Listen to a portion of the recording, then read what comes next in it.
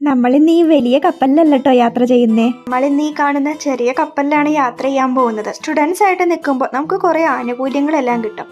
Per head ശരിക്കും ടിക്കറ്റിന്റെ rate എന്ന് പറയുന്നത് 18 യൂറോ ആണ്. പക്ഷെ നമുക്ക് സ്റ്റുഡന്റ് ഐ ഡി ഉണ്ടെന്നുണ്ടെങ്കിൽ അതിന്റെ പാതി പൈസയേ ആകത്തുള്ളൂ. നമ്മൾ അങ്ങനെ റൈൻ ബ്രിഡ്ജ് ക്രോസ് ചെയ്യുകയാണേ. റൈൻ ബ്രിഡ്ജിനെ പ്രശസ്തമാക്കുന്നത് ലവ് ലോക്കുകളാണ്. ലവ് ലോക്ക് എന്താണെന്ന് ഇതിനു മുന്നേ ഉള്ള വീഡിയോയിൽ ഞാൻ എക്സ്പ്ലെയിൻ ചെയ്തിട്ടുണ്ട്. ഈ കാണുന്ന എൽ ഷേപ്പിലുള്ള ബിൽഡിങ്ങുകൾ കണ്ടോ, നല്ല വെറൈറ്റി അല്ലേ. ഇത് ക്രെയിൻ ഹൗസസ് ആണ്. പലരും ഇത് ഗൂഗിളിൻ്റെ എൽ ടവർ ആയിട്ട് മിസ്അണ്ടർസ്റ്റുഡ് ചെയ്യാറുണ്ട്.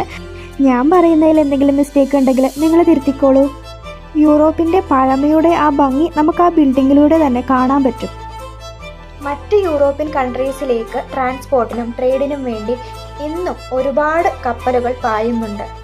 ഇത് കപ്പലിൻ്റെ ഉള്ളിലെ കാഴ്ചകളാണ്. ഈ പാർട്ടിയൊക്കെ ഉള്ളപ്പോൾ ഇവിടെ അടിപൊളിയായിരിക്കും.